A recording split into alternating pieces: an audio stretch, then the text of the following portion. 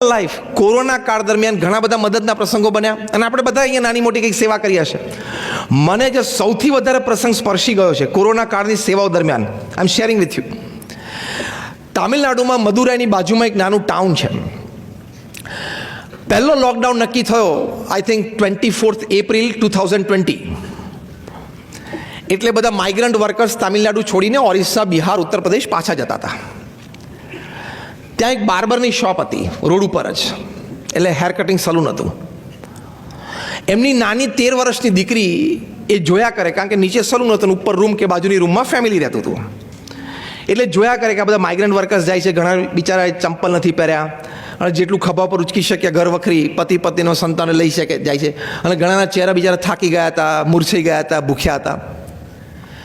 આ 13 વર્ષની દીકરી ભણવામાં હોશિયાર, એની ઈચ્છા હતી કે મારે યુપીએસસી ક્લિયર કરીને મારે પબ્લિક સર્વિસીસ કરવી છે.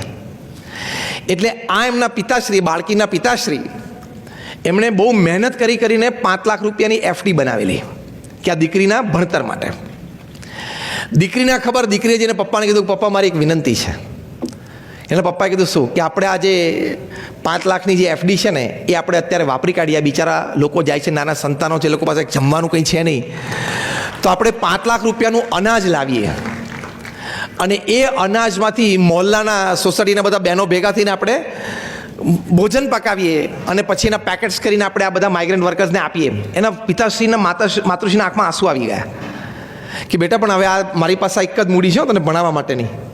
ત્યાં દીકરીએ કહ્યું, કેવા સંસ્કાર હશે ને, કે પપ્પા એ તો કદાચ ફરી વખત મળી રહેશે, પણ આ સેવા આપણા દેશવાસીઓની આપણને ફરી વખત નહીં મળે. અને આપણા ઘરની આગળથી આટલી મોટી લાઈન ઉઘાડા પગે ભૂખ્યા પેટે જતી હોય એ આપણાથી જોવાય નહીં. એને ફાધરે કીધું ઓકે. એટલે એ લોકોનું અનાજ લાવ્યા, મોહલ્લાના બધા સોસાયટીના બધા બહેનો ભેગા થઈને રસોઈઓ કરી, પેકેટ્સ કર્યા અને બધા રોડ ઉપર ડિસ્ટ્રીબ્યુટ કરી દીધા અને 5 લાખ રૂપિયા વપરાઈ ગયા. આ સ્ટોરી લોકલ ન્યૂઝપેપરમાં પબ્લિશ થઈ. એટલે આગેવાનો બધા એ દીકરીને મળવા માટે આવ્યા. તામિલનાડુના ચીફ મિનિસ્ટર પણ એમને મળવા માટે આવ્યા. એ વખતે અત્યારે છે એના આગલા ચીફ મિનિસ્ટર હતા પલાની સ્વામી, એ એમને મળવા માટે રૂબરૂ આવ્યા. હવે ચીફ મિનિસ્ટર ઘરે મળવા માટે આવ્યા દીકરીને, એટલે પાછી ન્યૂઝ ફ્લેશ થયા અને ચીફ મિનિસ્ટર ત્યાંથી જાહેરાત કરી દીધી કે આ દીકરીને જેટલું ને જ્યાં ભણવું હોય તામિલનાડુ ગવર્મેન્ટ સ્પોન્સર કરશે.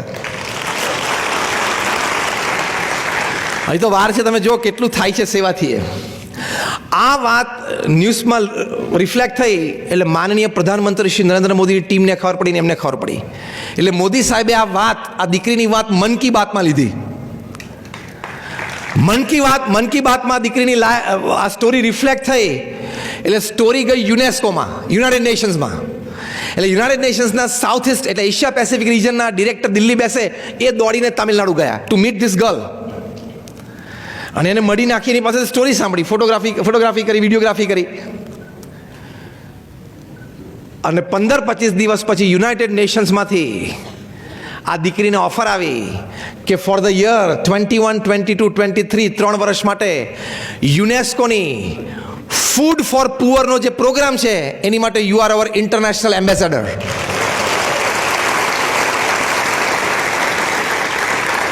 આ હેર કટિંગ સલૂન જે વ્યક્તિ ચલાવતા હતા એનું નામ સી મોહન અને આ 13 વર્ષની દીકરીનું નામ સી નેથરા. તમે આ નામ નાખીને ગૂગલ ઉપર આ સ્ટોરી વાંચજો, વેરી ઇન્ટરેસ્ટિંગ, ઇન્સ્પાયરિંગ. તો યુનાઇટેડ નેશન્સના ફૂડ ફોર પુઅર એનો જે પ્રોગ્રામ છે, સ્પેશિયલી આફ્રિકન કન્ટ્રીઝ અને પુઅર એશિયન કન્ટ્રીઝમાં ચાલે છે, એની શી બીકેમ એન ઇન્ટરનેશનલ એમ્બેસેડર. 13-14 વર્ષની ઉંમરે એને દુનિયાના 30-40 દેશોમાં જઈને ફૂડ ફોર પુઅર પ્રોગ્રામમાં એઝ એન એમ્બેસેડર લેક્ચર્સ પણ આપ્યા, ડિગ્નિટરીઝને પણ મળ્યા અને એનું ભણતર પણ સારું થયું અને she is having a wonderful future. આ બધી વાતો માટે એમણે સેવા કરી એવું નથી, સાંભળજો. આ બધી એની પાછળની પ્રોલોંગ સ્ટોરીની મેં તમને વાત કરી. પણ તમારા હૃદયમાં નિસ્વાર્થ સેવા હોય, He is there to note it and he is there to give it back to you. ભગવાન તો જાણે છે ને કે આના હૃદયમાં નિસ્વાર્થ સેવાની ભાવના છે અને ભગવાન જાણે છે અને ભગવાન એ યોગ્ય સમયે એનું વળતર પણ આપે છે. એ સિદ્ધાંત છે. તો જો આ દીકરીને વળતર મળ્યું.